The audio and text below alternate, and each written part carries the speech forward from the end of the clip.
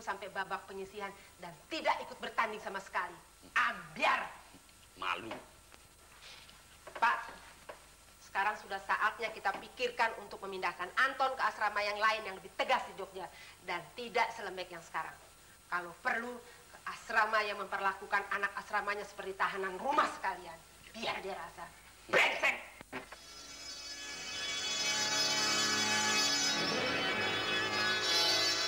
Apakah kehadiran Sang Haji tidak cukup berbahaya buat kita? Maksudmu, kalau dia jadi penghalang bagi kita untuk merebut juara pertama? Ya, siapa tahu. Gimana, Yu?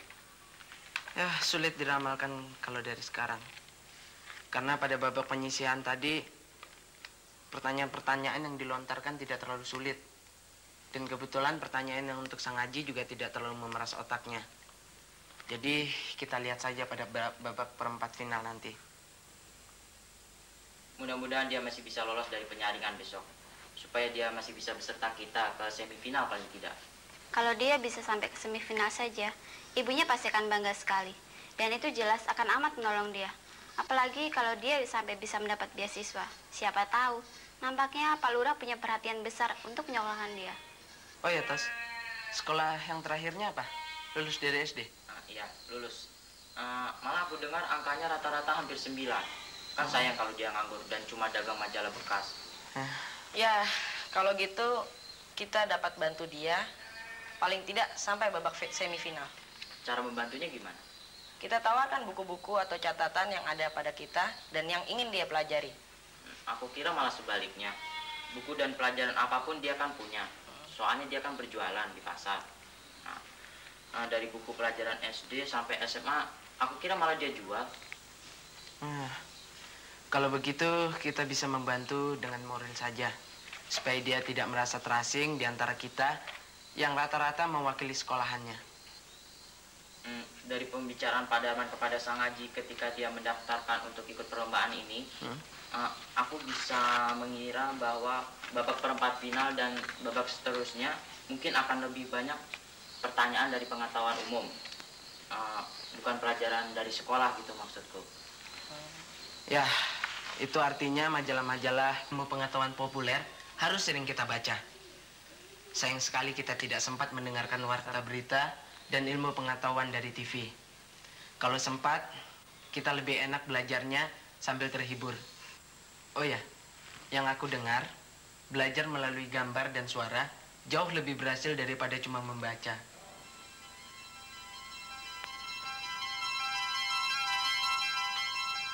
Sekarang saya minta rombongan kedua dari seperempat finalis maju ke depan.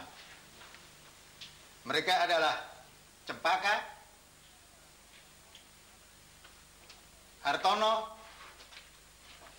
Mimin, Rahmat, Bayu, dan Sang Haji.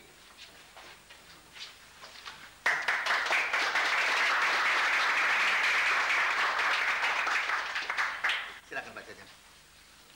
Nah, anak-anak sekalian, hari ini akan dipilih 6 dari 12 peserta yang ikut berlomba. Dari rombongan pertama tadi, kami sudah ketahui hasilnya, namun akan kami umumkan nanti bersamaan dengan hasil dari rombongan kedua ini. Silakan Pak Darman dimulai. Terima kasih Pak Jajan. Nah, kita langsung saja dengan pertanyaan buat Cempaka. Siap? Siap, Pak. Apa nama pesawat ruang angkasa Amerika dan apa nama pesawat ruang angkasa Uni Soviet? Gemini milik Amerika Serikat dan Soyuz milik Uni Soviet. Bagus. Sekarang apa nama pesawat ulat-alik Amerika? Columbia. Yang terakhir, apa nama satelit milik kita yang gagal dilontarkan ke orbit oleh Columbia beberapa waktu yang lalu? Palapa 2. Bagus sekali. 300 buat Cempaka. Selanjutnya, peserta ke-8, Hartono. Siapa nama Nabi akhir zaman? Sebutkan tanggal dan tahun beliau dilahirkan. Nabi Muhammad Shallallahu Alaihi Wasallam lahir di Mekah tanggal 12 Rabiul Awal tahun 570 Masehi. Bagus sekali. Dan siapa nama nabi yang mengorbankan anaknya atas perintah Tuhan? Nabi Ibrahim alaihissalam ingin mengorbankan anaknya Ismail, tapi tidak jadi karena Tuhan telah mengirim domba buat penggantinya. Bagus, bagus. Ya, memang Tuhan cuma sekedar mengujinya ya. Sekarang pertanyaan terakhir. Apa nama ibadah ke tanah suci dan melakukan tawaf mengitari Ka'bah namun bukan di bulan haji?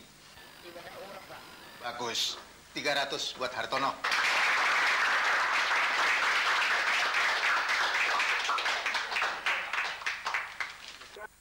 Ini peserta ke-9.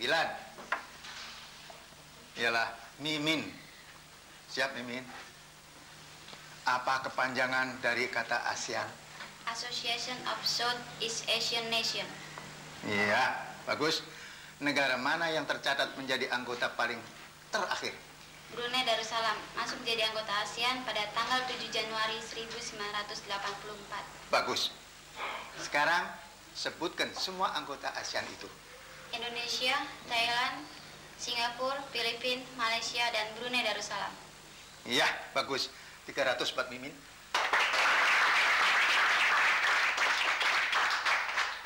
Selanjutnya peserta seperempat final yang ke-10, Santoso. Siap, Santoso? Siap, Pak. Ya. Kapan kota Singapura didirikan dan oleh siapa? Didirikan oleh Raffles pada tahun 1819. Bagus. Tahun berapa Singapura memisahkan diri dari Malaysia? Tanggal 9 Agustus 1965 dan resmi menjadi negara Singapura yang berdiri sendiri. Bagus, bagus. Sekarang yang terakhir ya. Singapura dikenal sebagai negara dengan banyak ras atau bangsa di dalamnya. Sekarang, sebutkan ras atau warga negara Singapura keturunan apa yang paling banyak atau menjadi mayoritas di sana? Bangsa Melayu. Salah. Ada yang bisa menjawab? Kau sengaja? Warga negara keturunan Cina adalah golongan mayoritas di Singapura dengan jumlah hampir 77% dari seluruh jumlah penduduk yang hampir 3 juta jiwa, Pak. Bagus sekali. 100 untuk sengaja, Bu Neti.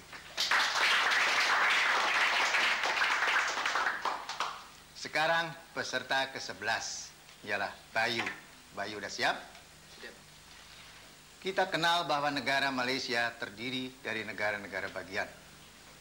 Nah, sebutkan ada berapa negara bagian?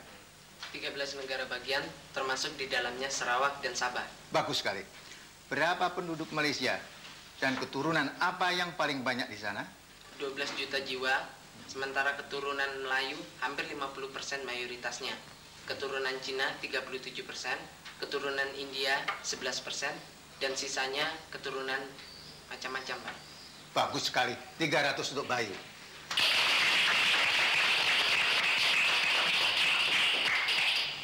Sampailah kita pada peserta nomor 12 atau yang terakhir untuk hari ini. Ialah Sang Haji. Ya? Kau sudah siap, Sang Haji? Mudah-mudahan, Pak. Coba sebut ke negara-negara mana yang penduduknya paling banyak di dunia. Dataran Tiongkok atau Cina dengan jumlah sekitar 900 juta jiwa. Yang kedua, India dengan jumlah hampir 700 juta jiwa. Sedangkan yang ketiga adalah Uni Soviet dengan jumlah 268 juta jiwa. Bagus sekali. Ya, pertanyaan kedua. Mana negara terpadat dan mana yang paling jarang kepadatan penduduknya ditinjau dari luas wilayahnya? Singapura adalah yang terpadat penduduknya di dunia dengan 3.955 jiwa per kilometer persegi. Sementara Australia adalah yang paling jarang penduduknya di dunia dengan hanya 2 jiwa saja per kilometer perseginya. Bagus sekali. Sekarang yang terakhir. Siapa yang menemukan benua Australia pertama kalinya? Seorang pelaut keturunan Inggris bernama Kapten James Cook pada tahun 1770. Bagus sekali. 300 buat Sang Haji, ditambah 100 lagi.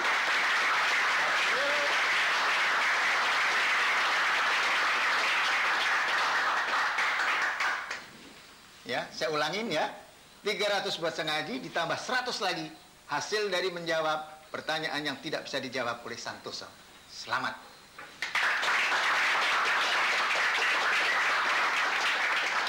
kini sampailah kita pada akhir acara buat pagi ini, yaitu pengumuman siapa-siapa 6 semifinalis yang hari ini akan dipilih. Silakan Bu Neti. Mereka yang berhak ikut dalam babak semifinal yang akan dilangsungkan besok pagi ialah Rahmat, Cempaka, Mimin, Hartono, Bayu, dan Sangaji.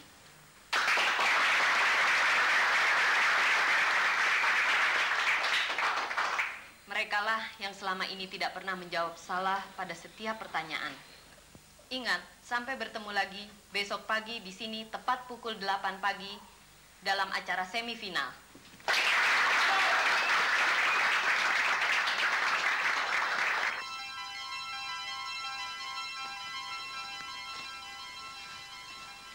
Besok pagi, waktunya sama juga seperti hari ini. Iya, Bu. Pukul 8 dengan tempat yang sama. Loh, katanya mau diselenggarakan di balai desa. Itu kan besok, Bu. Pada waktu semifinal dan penyerahan piala-piala baru diadakan di balai desa. Sekarang kan baru semifinal. Bayu. Ya? Siapa di antara para semifinalis yang kau rasa paling berat? Rasanya semua anak-anak mempunyai kehebatan masing-masing, Pak. Tapi yang penting paling tidak di SMP Ciberem bukan Bayu sendirian, tapi ada Hartono, Cempaka, dan Mimin. Kami berempat mempunyai kesempatan untuk menjadi juara. Oh ya, itu si Rahmat kan pernah jadi juara Cianjur, kalau Bapak tidak salah. Betul, Pak. Rahmat itulah yang digantikan 2 tahun ini oleh Dharma. Sebelumnya dialah yang menjadi juara di Kabupaten Cianjur ini. Oh iya, kok Dharma yang juara kabupaten kenapa tidak ikut bertanding? Mulanya dicalonkan oleh Pak Darman. Tapi lantaran beberapa kali dia tidak masuk testing, dia jadi tidak diikut sertakan. Loh, kenapa dia tidak ikut testing? Belakangan ini ibunya sering sakit-sakitan, sehingga dia tidak masuk dan tidak ikut testing. Akhirnya dia dengan sukarela mengundurkan diri. Yang mengherankan, kok ada anak lulusan SD bisa mengalahkan banyak anak-anak SMP, sedangkan dia sendiri belum menginjak SMP. Ya, bisa saja terjadi, Bu. Tidak semua orang yang tidak bisa meneruskan sekolah itu tidak bisa maju. Kita ambil contoh saja almarhum pejuang kita, Bapak Haji Agus Salim. Ya. Dia secara formil tidak pernah duduk di bangku sekolah, tapi ilmunya dan kemampuannya luar biasa. Dia yang dikirim pemerintah ke Perserikatan Bangsa-Bangsa waktu kita baru merdeka untuk masuk ke PBB. Dan dia pula lah yang berpidato di negeri Belanda dan di forum-forum internasional lainnya. Coba, bayangkan berapa bahasa yang dia kuasai. Belanda, Perancis, Inggris, dan lain-lain. Iya, tapi Aji tidak mempunyai kesempatan seperti Agus Salim. Ya, di rumah si Aji bisa belajar dengan ibunya yang bekas guru SMP di Sukabumi. Bisa jadi kan? Bukan cuma itu, Pak. Hobinya dia yang membaca majalah dan buku-buku membuat dia yang masih semuda itu harus memakai kacamata. Menurut Mimin, majalah dan buku-buku yang ingin dia jual ke pasar-pasar, semua isinya sudah dibaca habis, Pak. Hebat nggak? Kalau begitu memang cukup luar biasa anak itu.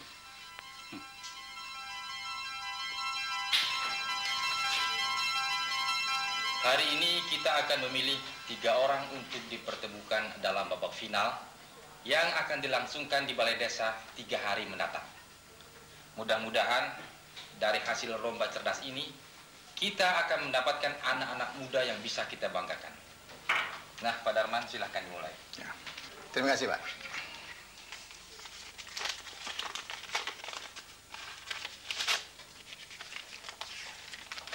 Ya. Seperti biasa, Bapak akan mengajukan 3 buah pertanyaan kepada masing-masing peserta. Sekarang kita mulai dengan semifinalis pertama, yaitu Saudara Rahmat dari SMP Negeri Cianjur.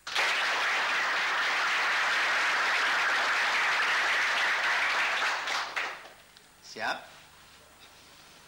Apa nama universitas yang tertua di Kairo dan berapa umurnya sudah? Universitas Al-Azhar didirikan kira-kira 10 abad yang lalu. Bagus. Sebutkan sekarang 2 benda bersejarah yang amat terkenal di Mesir. Piramida yang isinya adalah makam Fir'aun, kemudian Sphinx atau patung raksasa singa berkepala manusia. Bagus. Sekarang yang terakhir, siapa nama raja terakhir di Mesir dan siapa perwira militer yang menjatuhkannya dan kemudian merubah Mesir menjadi republik? Raja Faruk yang menggantikannya Jenderal Najib yang tidak lama kemudian digantikan oleh Jamal Abdel Nasser. Bagus. 300 buat Rahmat. Nah, sekarang kita beralih ke peserta nomor 2, yaitu Cempaka dari SMP Negeri Ciberem. Siap? Seperti kita ketahui, Amerika Serikat terdiri dari beberapa negara bagian atau states. Sebutkan 2 negara bagian terakhir yang masuk tergabung dalam Amerika Serikat. Amerika Serikat terdiri dari 50 negara bagian. Ya. 2 negara bagian yang masuk paling akhir ialah Alaska sebagai yang ke-49 dan Hawaii sebagai yang ke-50. Bagus. Berapa juta penduduk negeri itu menurut perhitungan sensus tahun 1981? Bangsa apa penduduk asli Amerika sebenarnya? Pada tahun 1981, jumlah penduduk Amerika Serikat ialah 229.800.000 jiwa. Dan penduduk aslinya ialah bangsa Indian. Bagus. Dan sekarang yang terakhir, dari mana didatangkan orang-orang negro yang sekarang banyak terdapat di Amerika? Berapa jumlah mereka sekarang? Dari Afrika jumlahnya... Ya, berapa? Ada yang lain yang tahu? Rahmat? Hartono barangkali?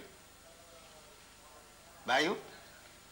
Orang negro di Amerika didatangkan dari benua Afrika antara abad 17 sampai 18, diperjualbelikan sebagai budak sampai perbudakan dihapuskan pada tahun 1865.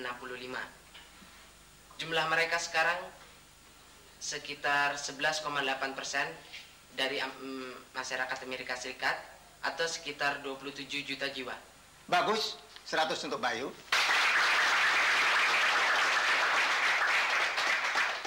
Selanjutnya untuk peserta ketiga, yaitu Mimin. Ya. Apa nama asli kota Jakarta yang berasal dari satu kerajaan? Tahun berapa kerajaan itu dihancurkan Belanda dan kemudian ditukar menjadi apa namanya? Jakarta berasal dari nama Kerajaan Sunda Kelapa dan dihancurkan Belanda pada tahun 1619 dan diganti namanya menjadi Batavia. Bagus. Pertanyaan kedua ialah, berapa lama Belanda menduduki Jakarta dan kapan Jepang masuk Jakarta? 340 tahun dan Jepang masuk ke Jakarta tahun 1942. Bagus. Sekarang pertanyaan yang terakhir, ya. Berapa penduduk Jakarta berdasarkan sensus tahun 1982 dan sebutkan paling sedikit 5 gubernur yang pernah menjabat di Jakarta? Penduduknya 5 juta lebih. Resminya? Ya, ada yang lain yang tahu? Hartono? Berdasarkan sensus pada tahun 1982, penduduk Jakarta adalah 5.851.013 jiwa. Sementara gubernur yang telah memerintah ialah Cokro Pranolo, Dr. Sumarno, Sudiro, Syamsur Rizal, dan Suprapto. Cepat sekali. Anak Pak Lurah sih.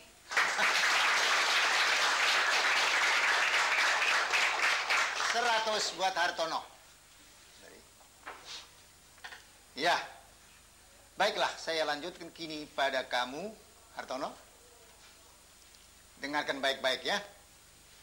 Berapa penduduk Indonesia berdasarkan sensus tahun 1982? Sedangkan pada sensus 1982, penduduk Indonesia adalah 154,2 juta jiwa. Untuk menanggulangi kepadatan yang tidak merata, diadakan transmigrasi. Apa saja tujuannya? Tidak tahu. Sang Haji barangkali? 1. Mempertinggi kesejahteraan dan kemakmuran rakyat yang dipindahkan maupun yang didatangi. 2. Mempercepat proses pembinaan bangsa. 3. Memperkuat ketahanan dan kesatuan bangsa. 4. Memperlancar proses pembangunan yang merata sampai ke daerah-daerah. 5. Mempertinggi produksi pertanian, terutama bahan pangan. Terakhir, tujuan utamanya ialah meratakan penyebaran penduduk di Indonesia. Bagus sekali. 100 buat Sang Haji.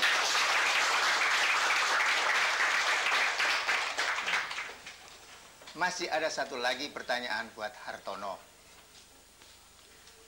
Apa itu urbanisasi dan apa sebab urbanisasi terjadi? Urbanisasi ialah perpindahan penduduk dari desa ke kota, sedangkan sebabnya apa sebabnya? Sang Haji bisa? Mencutnya tanah pertanian sehingga petani atau orang desa tidak punya lahan buat bekerja. Kurangnya lapangan pekerjaan di desa membuat orang desa atau petani berusaha mencari ke kota. Daya tarik kota membuat timbulnya harapan orang desa untuk bisa hidup lebih baik di kota besar. Bagus. 100 lagi buat Sang Haji.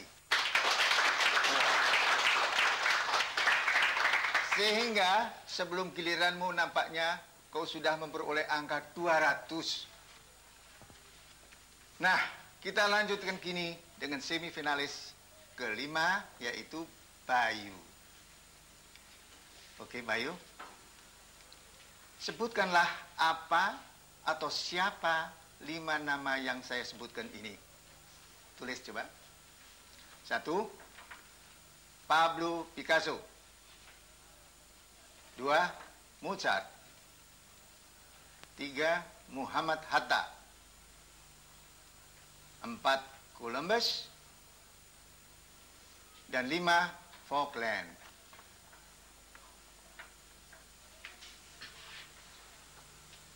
Pablo Picasso, pelukis kelahiran Spanyol, lahir pada tahun 1881 dan wafat pada tanggal 8 April 1973. Ia terkenal aliran kubisme. Kubisme. Bagus. Mozart atau nama lengkapnya Wolfgang Amadeus Mozart, komponis terkenal, lahir di Austria pada tahun 1756 dan wafat pada tahun 1791. Bagus. Terus? Muhammad Hatta atau Bung Hatta dikenal sebagai tokoh proklamasi bersama Bung Karno. Beberapa tahun menjadi wakil presiden Republik Indonesia atau dikenal sebagai Bapak Koperasi Indonesia. Bagus. Kemudian? Columbus, petualang besar yang menemukan benua Amerika pada tahun 1492. Bagus. Sekarang yang terakhir, apa itu Falkland? Falkland adalah nama lain dari sebuah pulau dekat Argentina yang bernama Malvinas, yang menjadi persengketaan antara Argentina dan Inggris yang dimenangkan oleh Inggris dengan Perdana Menterinya Margaret Thatcher. Bagus sekali.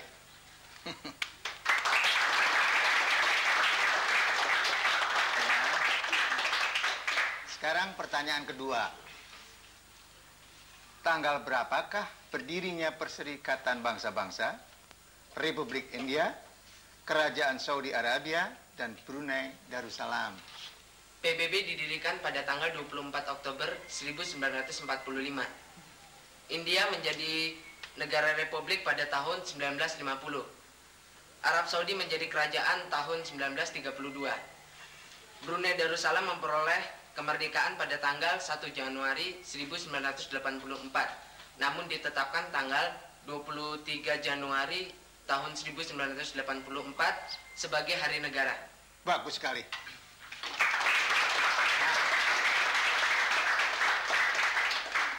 Dan sekarang yang terakhir ya, hati-hati. Siapa orang pertama yang menginjakkan kakinya di bulan?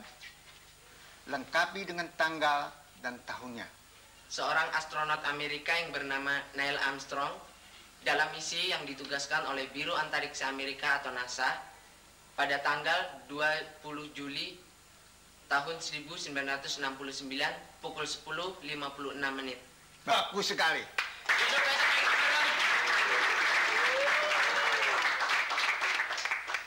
Nah, kita sudah saksikan bagaimana 5 orang semifinalis sudah berusaha memeras otak dan memberikan jawaban yang kadang-kadang mengejutkan kita yang mendengarnya. Karena apa?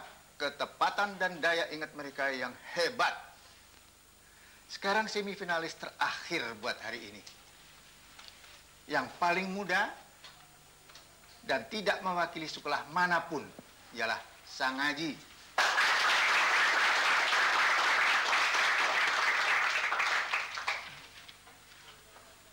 Siap, Haji? Baiklah, pertanyaan pertama ialah, apa kata yang terdapat di lambang Garuda kita? Kemudian, apa kata yang terdapat pada lambang Garuda Amerika dan apa artinya? Pada lambang Garuda Indonesia terdapat tulisan Bhinneka Tunggal Ika, sedangkan pada lambang Garuda Amerika terdapat tulisan Latin E Pluribus Unum. Artinya? Keduanya berarti sama, banyak tetapi satu. Bagus, 100.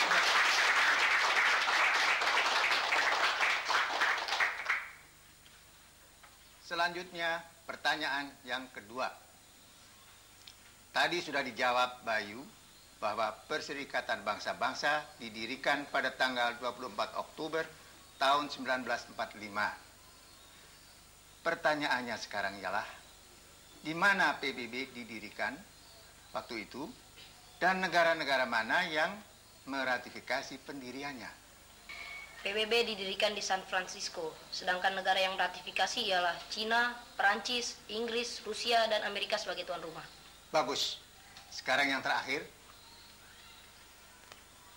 Siapa dan apa Nobel itu?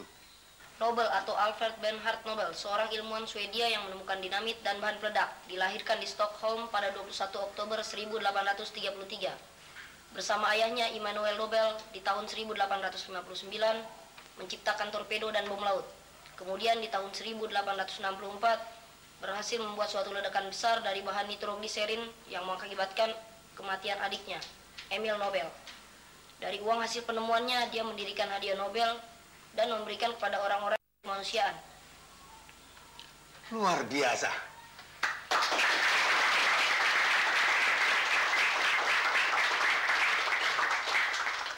Sungguh tidak saya sangka bahwa jawabannya bisa begitu luas dan lengkap. Ya, hebat. Dan sekarang kita tunggu siapa 3 orang yang akan bertanding dalam babak final. Yang pasti ketiganya adalah mereka yang terbaik di kabupaten ini tentunya. Ya, silakan Bu Neti. Terima kasih Pak Darman. Setelah berjuang sejak babak penyisihan dari hari Senin hingga semifinal di hari Rabu ini, maka panitia merasa perlu memberi istirahat dan masa persiapan selama 3 hari kepada finalis. Maka babak final dan penyerahan piala akan dilangsungkan pada hari Sabtu pukul 9 pagi di Balai Desa. Nah, mereka yang masuk final adalah Rahmat dari SMP Cianjur, Bayu dari SMP Ciberem, dan adik kita Sangaji peserta perorangan.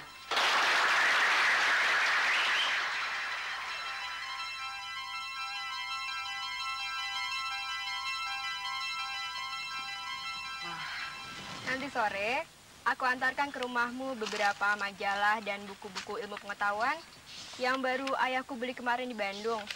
Barangkali saja ada pertanyaan-pertanyaan yang keluar dari artikel-artikel yang ada di sana. Terima kasih, Pak Kah. Kau tidak usah repot-repot. Nanti sore saja aku yang mengambil ke rumahmu. Masa anak perempuan yang mengantar ke rumah anak laki-laki? Masalahnya sekarang bukan anak laki-laki atau anak perempuan, yuk. Tapi masalahnya ialah, sekarang ini kaulah satu-satunya harapan kami dari SMP Ciberem buat memenangkan juara pertama. Untuk itu, kau harus di rumah terus menghadapi segala bahan bacaan. Jangan keluar rumah, kecuali amat penting sekali. Sampai babak final nanti. Ya, betul. Aku setuju.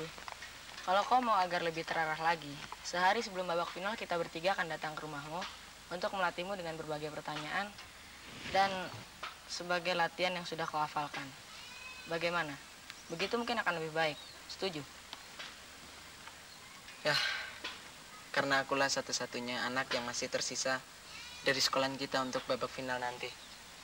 Jadi apa boleh buat, aku harus mengikuti apa kata sponsorku. Baiklah, aku duluan ya. Nanti aku tunggu kau pada Jumat pagi ya. Yuk. Jangan lupa, jangan kurang tidur ya. Terus jaga kesehatanmu supaya kau tetap segar pada hari penting itu nanti. Baik. Mari. Ya. Mudah-mudahan Bayu tidak terlalu tegang menghadapi babak final nanti. Ketegangan akan membuat orang berkemampuan kurang, daya ingat lemah, dan lekas letih. Ya, hari Jumat nanti kita ingatkan dia agar ia agak santai sedikit. Ya, aku akan membuatkan makanan kecil nanti. Supaya dia dapat sambil mengunyah dan lebih santai dalam menghafal. Menyesal sekali aku tidak sampai final, Pakak. Loh, kenapa? Cemburu juga aku melihat kalian kepada sang juara. Bukan soal juara, tapi cuma dia yang kita harapkan dapat membela nama baik sekolah kita. Ya, setelah kita jatuh satu persatu di babak sebelumnya. Yuk.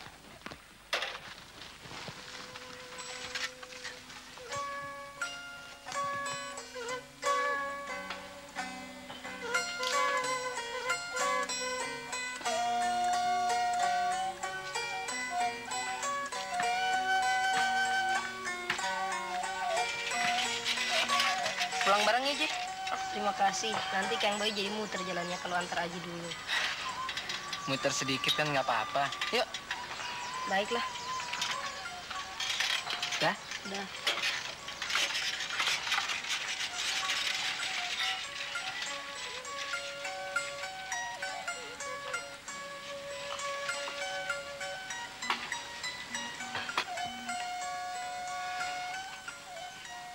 Kau lahir di sini, Ji?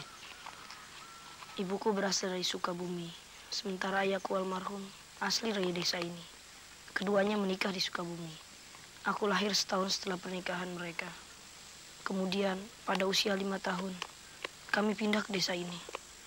Ya, begitulah hingga sekarang.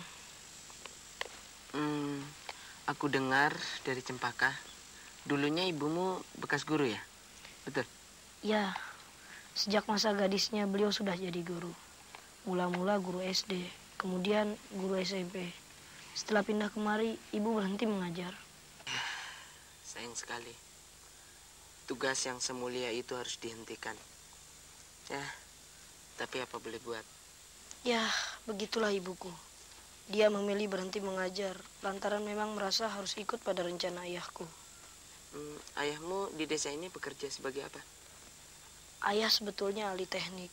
Di rumah beliau banyak mengadakan beberapa macam percobaan menciptakan macam-macam alat. Namun, karena kurangnya modal, membuat segala percobaan itu tidak pernah tuntas, kecuali cuma berupa konsep-konsep setengah jadi. Ya, sulit sekali mencipta tanpa mempunyai modal yang cukup. Kita mengadakan percobaan juga harus mempunyai biaya. Lalu, apa yang dilakukan oleh ayahmu? Putus asa akan percobaannya, sementara keluarga perlu makan. Akhirnya beliau kerja jadi montir di bengkel mobil di Sukabumi. Tapi bentrok dengan pemiliknya. Bentrok kenapa? Pemilik bengkel menganggap ayah terlalu rapi dan teliti dalam mendanani mobil. Sehingga dianggapnya terlalu banyak waktu terbuang dan tidak menguntungkan perusahaan. Padahal sebetulnya beliau cuma sekedar ingin tidak mau langganan dirugikan karena pelayanan sembarangan. Ya, memang tidak selamanya niat baik seseorang sejalan dengan kepentingan orang lain. Ya, sikap ayah yang lebih mementingkan keselamatan langganan ternyata dianggap tidak menguntungkan perusahaan. Ayah tersinggung dan minta berhenti. Lama-lama ia tidak betah tinggal di Sukabumi. Apalagi beberapa bulan tanpa kerja dan cuma hidup dari uang gaji ibu sebagai guru di SMP negeri. Lalu kalian sekeluarga pindah ke desa Ciberem ini? Ketika kenalan ayah pemilik bengkel mobil di Cianjur menawarkan kerja kepada beliau, maka kuatlah niatnya buat menerima tawaran itu.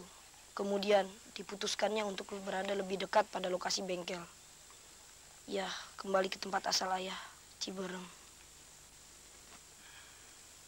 Oh ya, ayahmu meninggal di sini?